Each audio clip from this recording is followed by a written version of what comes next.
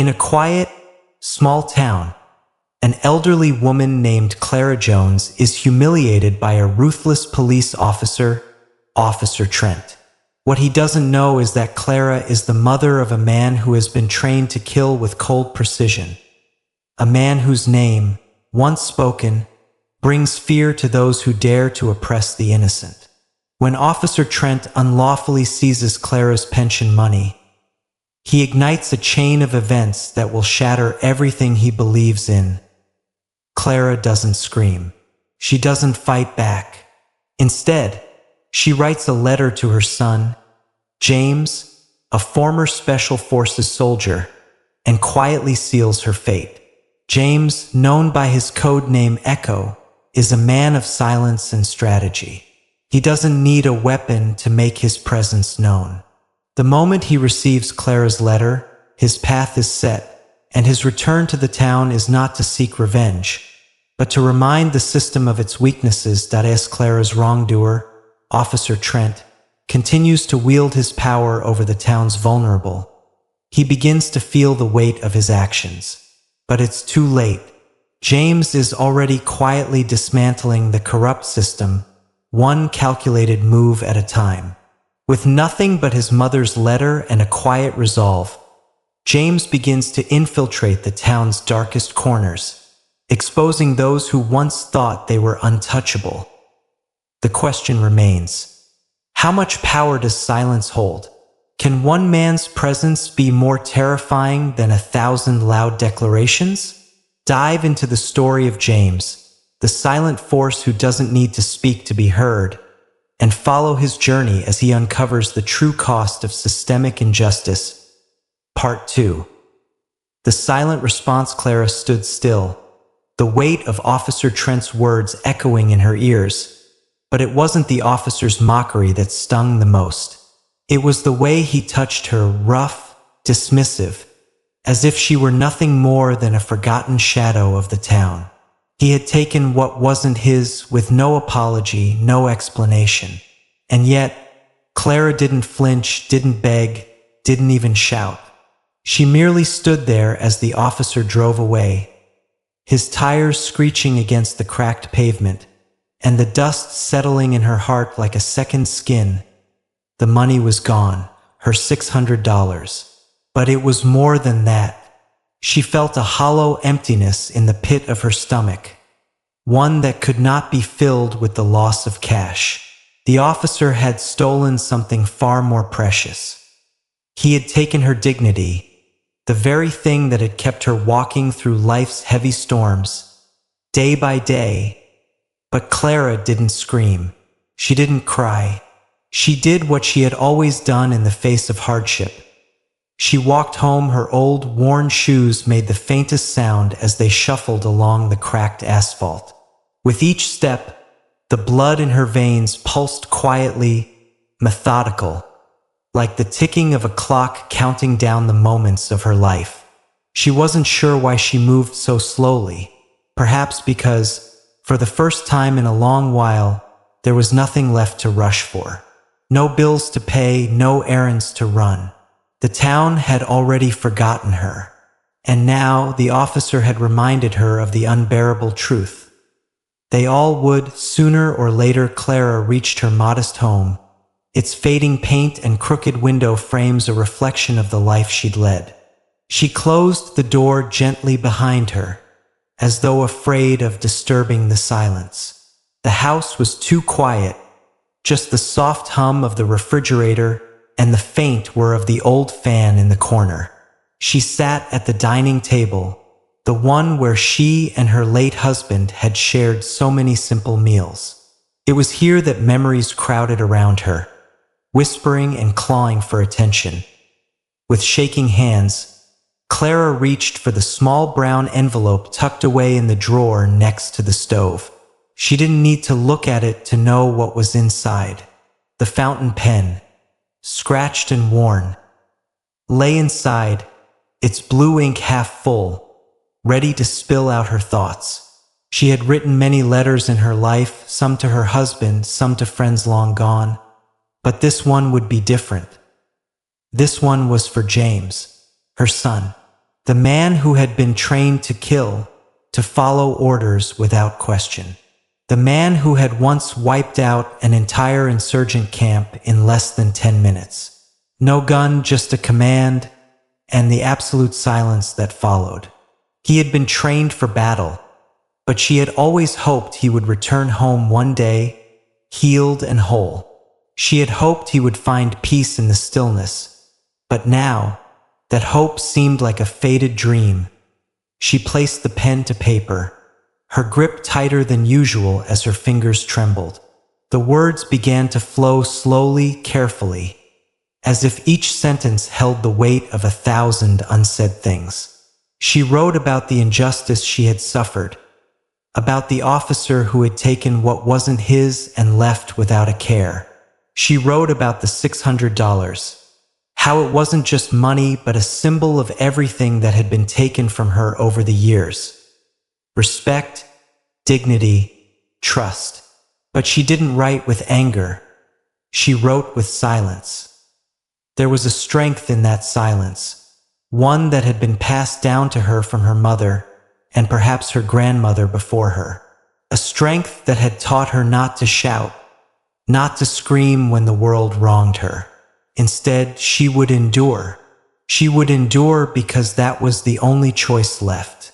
And when the moment came, she would make her voice heard.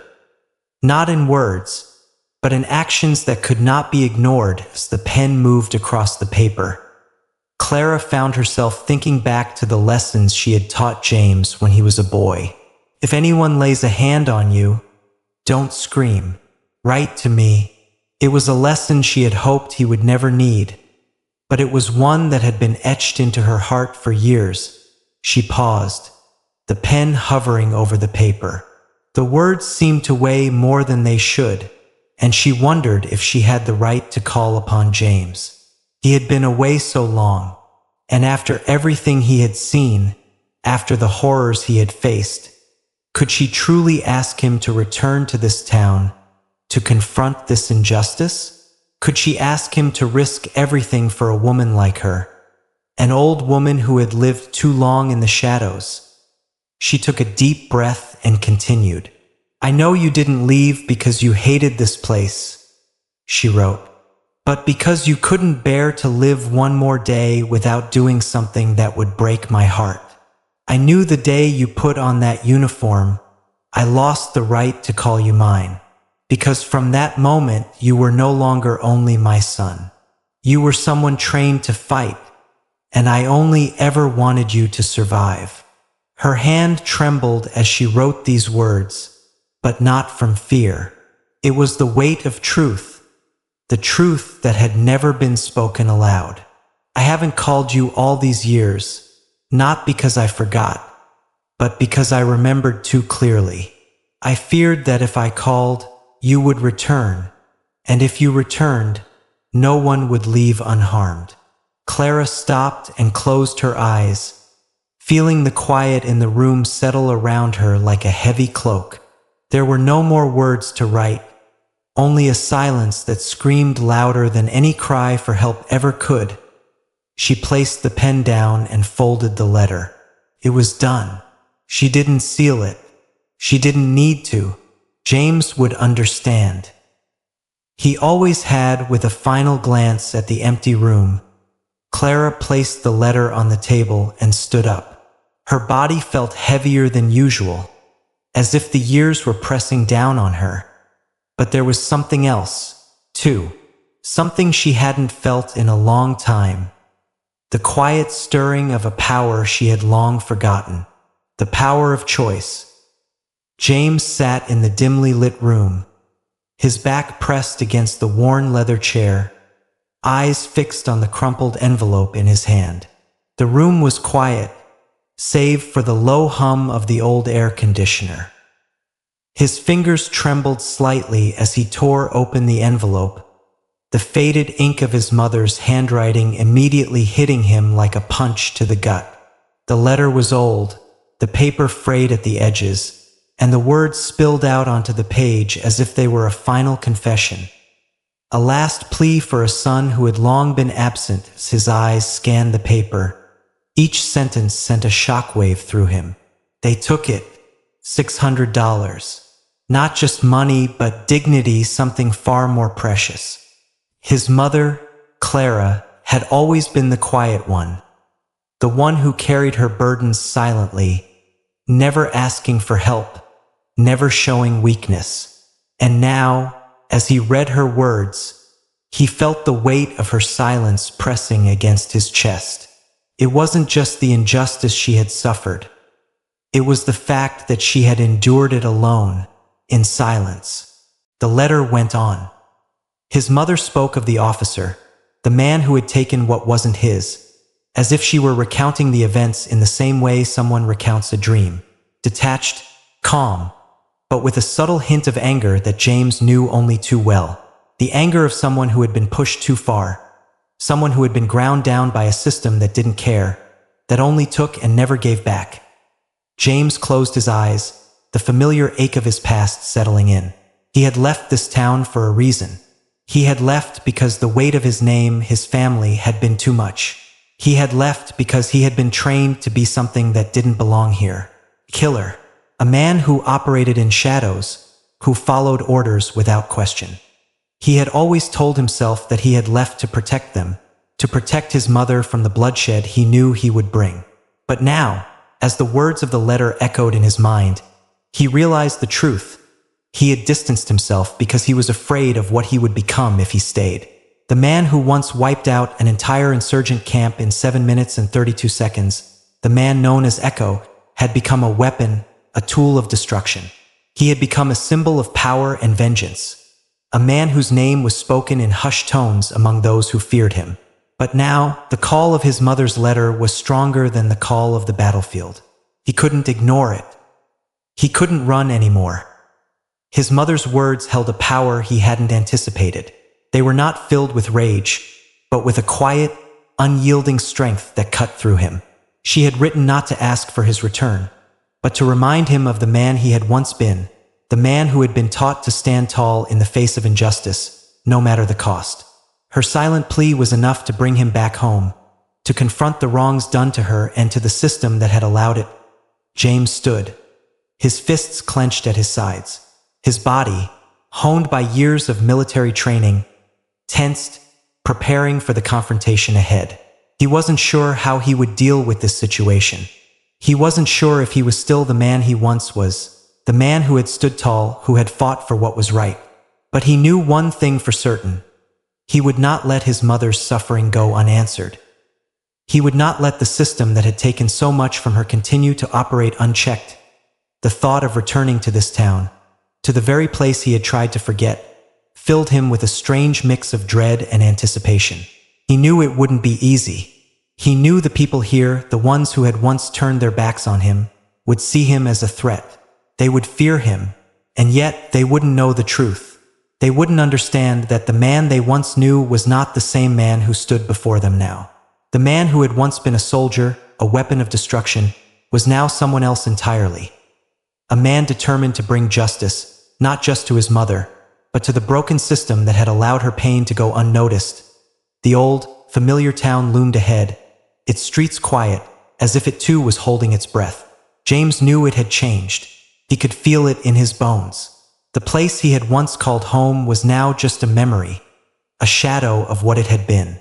And as he stepped out of the car and onto the cracked pavement, he couldn't help but wonder what he had returned to. Was it the town he had left behind, or had time and distance blurred everything, leaving only the faintest traces of the life he once knew? He didn't have time to think about it. Not now. Not when there were wrongs to be righted, people to confront. He walked toward the heart of the town, his footsteps steady, his mind clear. The world around him seemed to fade into the background as he focused on one thing, one person. The officer who had taken his mother's dignity. The man who would soon realize that the silent force he had underestimated had returned. James wasn't coming back for revenge. He wasn't coming back to fight a war. He was coming back to show the world that silence, when wielded by the right person, can be louder than any gunshot. And the system that had failed his mother would soon feel the weight of his return. Officer Trent had never been one to dwell on consequences. For years, his badge had been his shield, his gun his sword. It was a simple equation. He enforced the law and people obeyed. The quiet streets of his small town had become his domain, where his word was law and no one dared question his authority. But lately, something had begun to shift. A gnawing feeling, like a rusted nail lodged under his skin, had been bothering him. He couldn't shake it, no matter how hard he tried. It had started with Mrs. Clara Johnson, though he wouldn't admit it to anyone, not even himself. The elderly woman with the soft shoes and quiet gaze had been just another mark in his routine patrols. The money in her bag, which he had casually pocketed without a second thought, had been nothing more than a transaction for him. She had no power, no voice, and he had taken advantage of that. But as the days passed, he found himself replaying that moment over and over in his mind. Her eyes, unblinking and unafraid, had stayed with him longer than he expected. It wasn't guilt, not yet. It was something else, something far more unsettling. Trent had seen his share of rough arrests, brutal altercations, and shady deals. He had justified it all under the banner of duty, told himself that the ends always justified the means. But Mrs. Johnson had been different.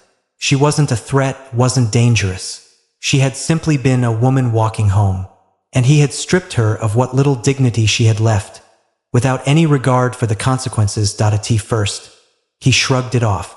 His life, after all, had always been about doing what needed to be done to keep order.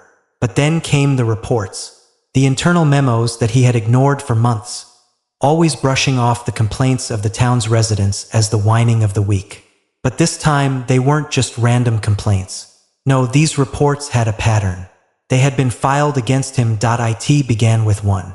A note scribbled on the back of a complaint form from a woman who had been stopped for no reason other than her skin color.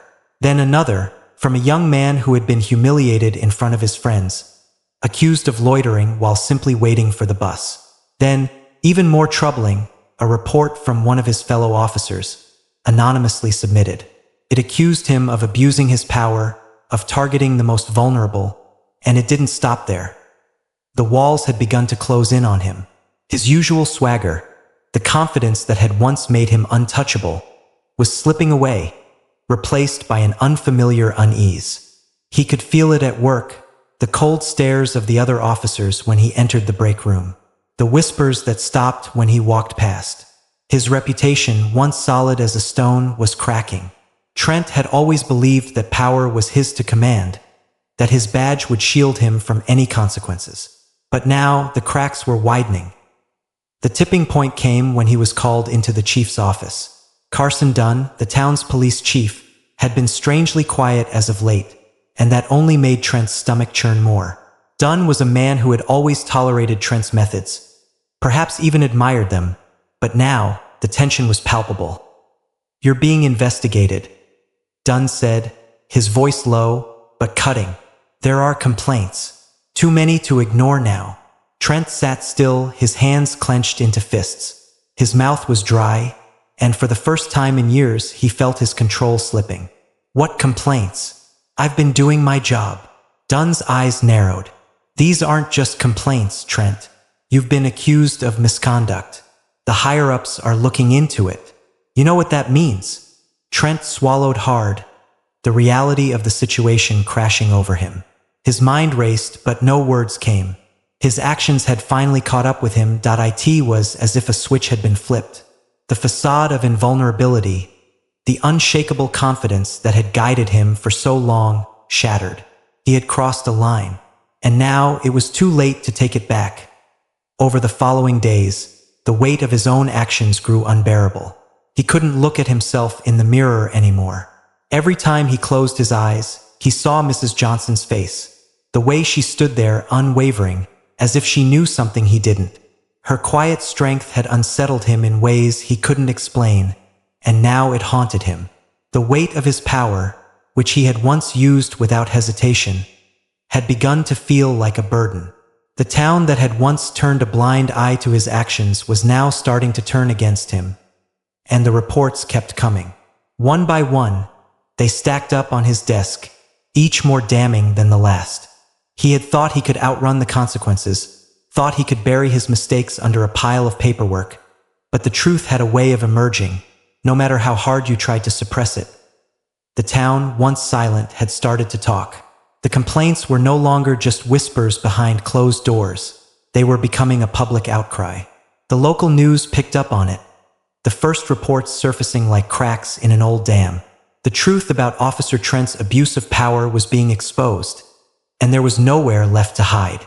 Trent's life was unraveling at an alarming speed, and he couldn't do a damn thing to stop it. The system that had once protected him, that had allowed him to act with impunity, was now turning its back on him. And the worst part? He didn't know how to fix it as he walked through the empty corridors of the police station. The silence pressed in on him like a suffocating force. His uniform felt heavier than ever before, a constant reminder of the man he had become. He had always believed in the power of his badge, the authority it granted him, but now it seemed like nothing more than a symbol of his fall from grace. The guilt had set in. He couldn't outrun it, couldn't ignore it. And the only thing left was the bitter realization that no matter how hard he tried to justify his actions, he would never escape the consequences of the man he had become. James, known only by his code name Echo, arrived back in his hometown under the cover of darkness, his return unnoticed by the locals. The streets seemed to breathe a sense of unease, a quiet tension hanging in the air, as though the town itself sensed that something was changing. He didn't come back for reunion or to bask in the memories of a past he had long left behind. No, his purpose here was something far more personal, far more urgent. The letter from his mother still sat heavy in his pocket, its ink fresh on his mind, her words echoing through his thoughts with every step he took. But there was no room for sentiment now. It was time for action. James knew he couldn't confront Officer Trent directly. Not yet. He was a ghost in the system, an invisible force stirring the stagnant waters of corruption. Every move needed to be calculated, every action precise. He'd learned long ago that the direct approach never worked. Power, as he'd seen in his years of service, thrived in secrecy. His strategy was simple: wait, observe, and gather the evidence. The truth, once uncovered, would do the rest in the dead of night. James began his quiet investigation. The town's once innocent streets, which had been washed clean of memory, were now etched with stories of injustice. It wasn't hard to find them. Every corner, every shadow seemed to whisper of wrongdoings, of people too afraid to speak out, too beaten down to ask for help. But James wasn't like them. He wasn't afraid, and he would make sure the others weren't either. His first stop was the town's local diner. It wasn't much, just a few old tables and cracked vinyl booths, but it was the place where the real stories were told. He'd heard murmurs about Officer Trent's behavior here, how he'd once humiliated an elderly man who had been walking home with groceries, how he'd yelled at a teenager for asking about a missing dog. James approached the counter where he knew the waitress, Maria, worked. She was a small woman, soft-spoken, but she had seen things in this town that most others refused to acknowledge. She looked up when he slid into the seat at the far end of the counter. "James," she greeted quietly, the recognition in her eyes a mixture of warmth and hesitation. James nodded, his expression unreadable.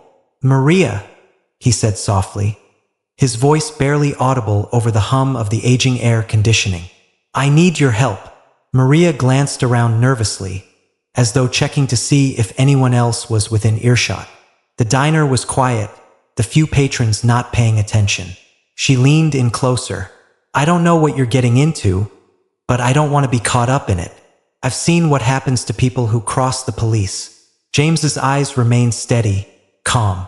He wasn't here to threaten her, but to offer a chance. "I'm not asking you to do anything dangerous. I just need information. Trent's been taking things that don't belong to him. You've seen it too, haven't you? The way he treats people, especially the ones who can't fight back." Maria swallowed hard, her hands shaking slightly as she poured coffee into a chipped mug. "You're right. He's been getting away with it for years, but no one dares speak up. The town's too scared of him." She hesitated before continuing, her voice barely a whisper. "But there's more than just complaints. People go missing sometimes, and no one ever asks where they went." James's pulse quickened. The hairs on the back of his neck stood up. "What do you mean, go missing?" Maria lowered her voice even further. "I mean, they just disappear. No investigation. No questions. I know of at least 3 people who have been taken, maybe by him or maybe someone else protecting him." Her eyes darted toward the back door, and she leaned in closer, as though the walls themselves might be listening. "I'm not crazy, James. There's something wrong with Trent. Something beyond just the stuff he takes from people." The information was like a blow to the gut. James had always suspected there were deeper layers to the corruption in this town. But it was worse than he imagined. Trent wasn't just a crooked cop. He was part of something much darker. But James couldn't act on this yet. Not without proof. Not without a plan that he spent the next several days in silence, shadowing the officer, observing his every move. Every time Trent made his rounds, James was there. Unseen, unheard, gathering the pieces that would eventually reveal the true extent of the officer's wrongdoing. It was painstaking work, but it was necessary. The truth wasn't going to hand itself to him. But as the days wore on, something unexpected began to happen. People started to notice him. They began to approach him, hesitantly at first, then with growing confidence. The whispers spread, and more people who had once been silent began to share their stories. The elderly woman who had been stopped by Trent for no reason, the father whose son had been unjustly arrested for looking suspicious, the young man whose house had been raided without a warrant. They all came to him. One by one, they filed complaints, and James helped them navigate the murky waters of the legal system. He wasn't just collecting evidence anymore. He was empowering them. He was giving them a voice. It wasn't long before Trent began to feel the pressure. The complaints were piling up, each one more damning than the last. People who had once been too frightened to speak now had the courage to file reports, to demand justice. The system that Trent had long manipulated was beginning to turn on him. And James, the silent force behind it all, was watching it unravel. Every step he took, every report he filed, every complaint he helped file, it all brought him closer to his ultimate goal: to expose Officer Trent for the fraud he was and to give this town the justice it had long been denied. But James knew that the road ahead would be fraught with danger. As much as the townspeople were starting to rise up, Trent still had power, still had allies in high places. But James wasn't afraid. The change had already begun. And soon, Trent's empire of corruption would come crashing down. The town was changing. And as much as Officer Trent tried to ignore it, the cracks in the system were beginning to show. They started small, whispers in the alleyways, murmurs in the laundromat, the slow but unmistakable shift in the air as more and more people found the courage to speak. But those whispers were growing louder, stronger, until the pressure finally became too much to bear. James had been a quiet storm, a steady hand guiding those who had long been silenced. He had never demanded attention, never raised his voice to rally the town. His actions, subtle yet powerful, were enough. His presence was enough. And now it seemed that the town was waking up. Every day, James watched as the complaints filed against Trent piled up. He knew that the officer had always relied on his ability to intimidate, to control, to silence anyone who dared to challenge him. But James wasn't like the others. He wasn't afraid, and neither were the people who had come to him for help. He had empowered them, and now they were taking their power back. More and more residents began to come forward, sharing their stories. The elderly woman who had been stopped for no reason. The young man who had been harassed after simply walking home. The mother whose child had been detained for no other reason than his skin color. They all filed their complaints, and each one hit harder than the last. But it wasn't just the ordinary citizens speaking out. Trent's own colleagues, the very officers who had once turned a blind eye to his actions, were beginning to speak as well. It started with small things. Offhand remarks made in the break room, casual comments in the hallway.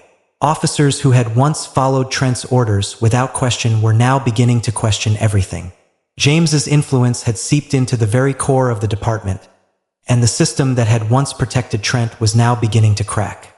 One afternoon, James received a call from Officer Graham, a young officer who had recently been transferred to the town. He had been one of the first to notice the shift, the discomfort that had begun to settle in the air. "I don't know what to do, James," he said, his voice shaky.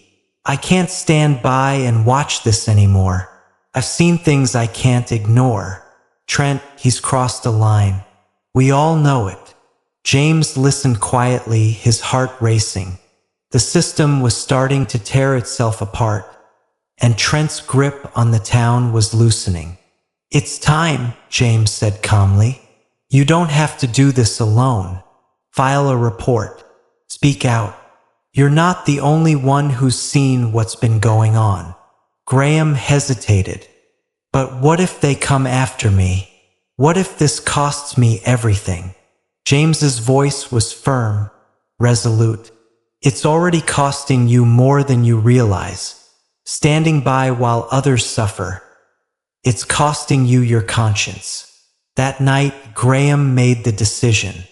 He submitted his report anonymously, detailing everything he had witnessed, the things that had made him sick to his stomach. He spoke of the unnecessary stops, the excessive force, the abuse of power. And as he did, something shifted in him. He wasn't just a cop anymore. He was a person with a responsibility to the people he swore to protect. The next morning, the storm broke. James watched from a distance as the department began to implode. Officers who had once followed Trent without question were now questioning everything. Those who had witnessed his abuses, those who had remained silent for fear of retaliation, were now speaking out. It wasn't just the complaints from citizens that Trent had to worry about anymore. It was the voices of his own colleagues, the very people who had once shielded him in the span of a few hours. The internal investigation into Officer Trent's actions became public knowledge. The town was abuzz with the news. People were talking. They were outraged, but they were also hopeful. Hopeful that change was finally on the horizon, that the corrupt system that had allowed Trent to thrive for so long was finally crumbling. But Trent wasn't finished yet. As the news of the investigation spread, he began to panic. His mind raced, his thoughts spiraling. He had always been in control, always been the one pulling the strings. But now the walls were closing in. The power he had once wielded so effortlessly was slipping through his fingers, and he didn't know how to stop it. He tried to cover his tracks, to destroy the evidence, but it was too late. The truth had already begun to spread, and there was no stopping it now. His colleagues were turning against him. The town was turning against him. And James, the silent force behind it all, was watching. For the first time in years, Trent felt something he had never felt before: fear. Fear of being exposed, of losing everything he had worked so hard to build. Fear of the system he had once used to control others now turning against him. But James wasn't interested in Trent's fear. He wasn't interested in his apology or his explanations. James had come back to this town for one reason only: to make sure the system that had failed his mother, and so many others, was finally held accountable. And as the pressure continued to build, as the walls of Trent's empire of corruption slowly crumbled, James knew that the fight was far from over. But one thing was certain: the system would never be the same again. The cracks had already begun to spread, and nothing would stop the truth from coming to light. The town had been shaken to its core. The walls of Officer Trent's corruption were crumbling, piece by piece. The whispers had turned into a roar, and the townspeople were watching, waiting for the inevitable. But James didn't rush in with the fury of vengeance. His actions had never been about revenge. He wasn't here to seek punishment for Trent. No, his mission had always been far deeper than that. It had been about forcing the truth into the light. And now, the moment of reckoning had arrived. James stood in the small office of the police station, his figure casting a long shadow in the dim light. Trent, seated behind his cluttered desk, didn't look up. He knew what was coming. He had known for days, for weeks now, that his time was running out. His life had been built on a foundation of lies, his authority wielded like a weapon against the most vulnerable. He had buried the truth under layers of fear, but James was standing before him now, and there was no escaping the weight of the silence that had followed him into this room. For a moment, the two men stood in complete stillness. The sound of distant voices and footsteps outside the office was a faint echo, as though the entire town was holding its breath in anticipation. James didn't need to speak first. He simply reached into his coat pocket and pulled out the crumpled letter. The same letter his mother had written to him years ago. The letter that had been the catalyst for everything. Everything he had done since that day, everything that had led him here, to this moment. He unfolded the letter slowly, the paper crinkling under his fingers, and placed it on the desk between them. Trent's eyes followed the motion, a flash of confusion crossing his face before he looked back at James. "You think this letter will change anything?" Trent's voice was low, rough, as though the weight of his own guilt was catching up with him. "You think this will make me feel something?" James didn't answer. He didn't need to.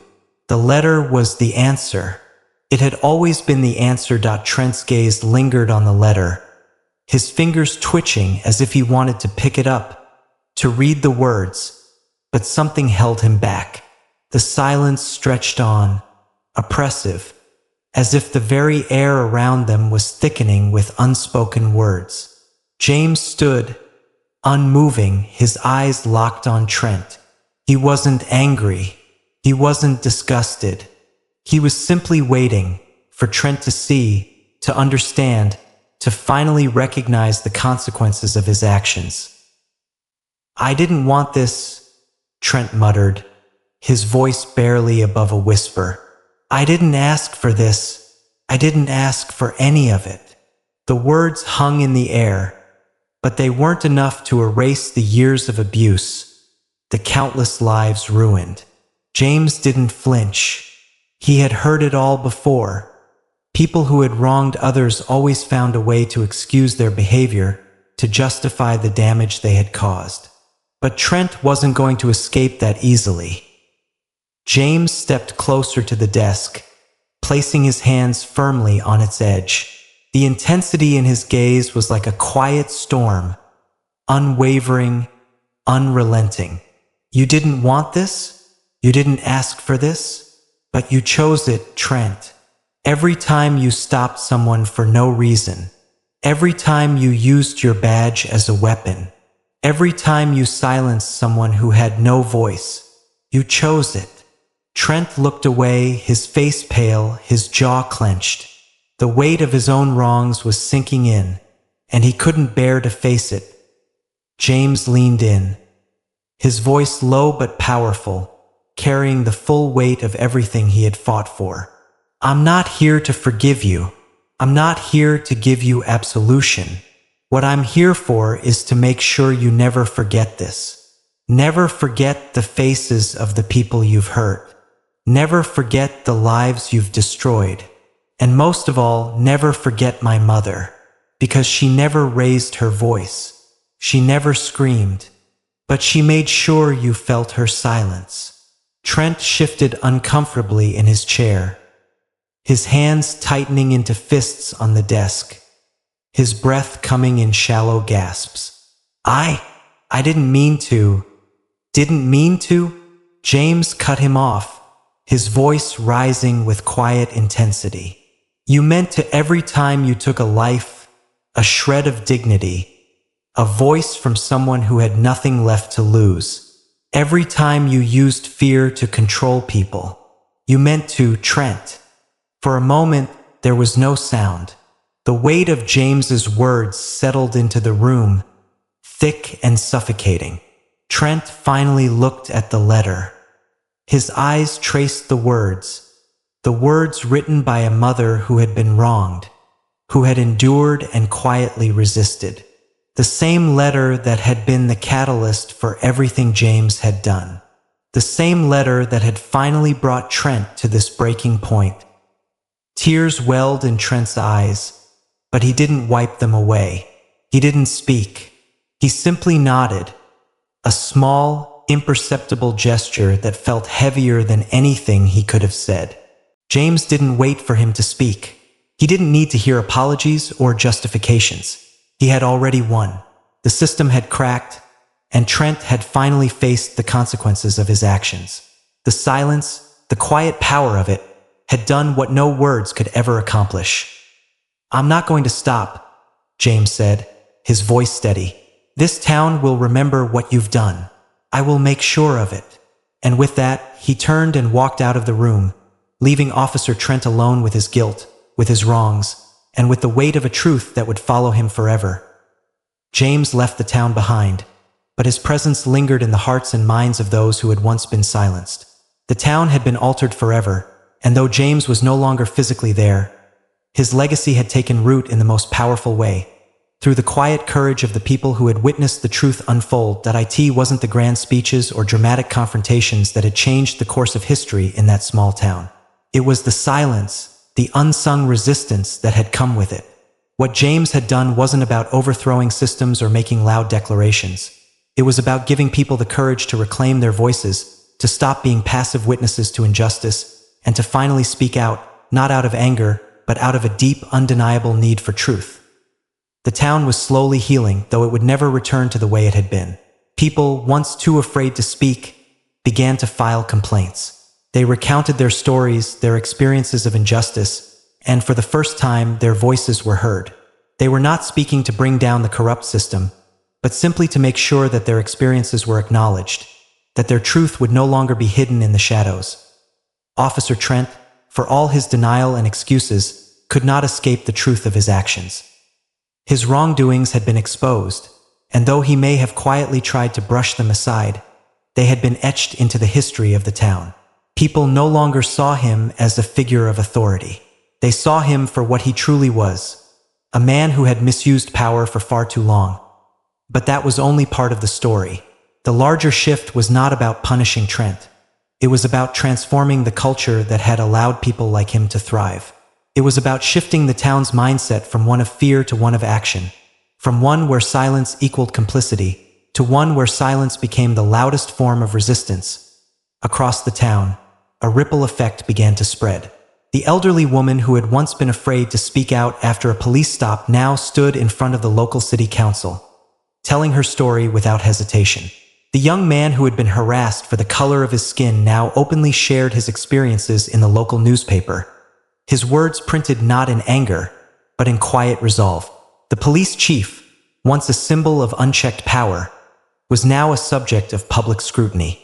The people who had been too afraid to confront the injustice around them now found strength in one another. James never returned to witness this transformation. He didn't need to. He knew what he had started. He had given people the power to find their voice, not just to speak up in protest, but to speak the truth in everyday moments, in small, meaningful ways that had the power to ripple out into the world. It was never about making noise. It was about creating space for others to be heard. His silence, in a world so loud and chaotic, became an anchor.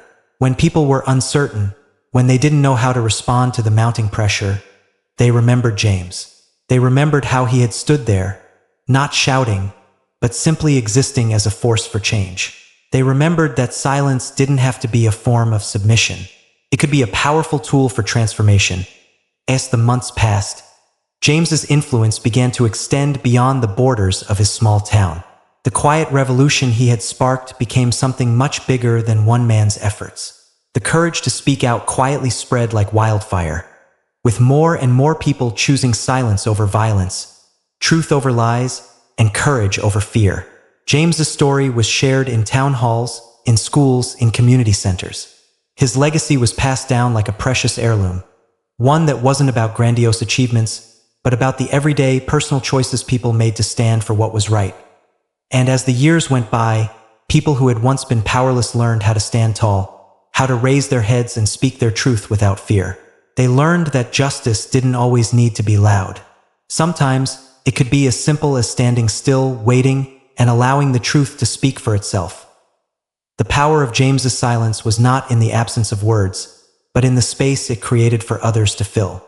It was a reminder that sometimes, the loudest form of resistance is the one that's never spoken at all. For those who had been silent for so long, this was their time to rise, not with noise, but with the quiet strength of truth. And as they did, they left a message for the world. Justice doesn't always need to be spoken aloud. Sometimes it can be felt. As we reflect on James's story, we are reminded that change doesn't always need a megaphone. Sometimes, all it needs is one person's quiet courage to spark a movement. So, next time you feel the weight of injustice, remember James's legacy. Speak up when you can, stay silent when you must, but never let the truth be silence. If you found inspiration in this story, if you believe in the power of silence and truth, be sure to subscribe to our channel for more thought-provoking stories. Together, we can keep sharing the lessons that change lives.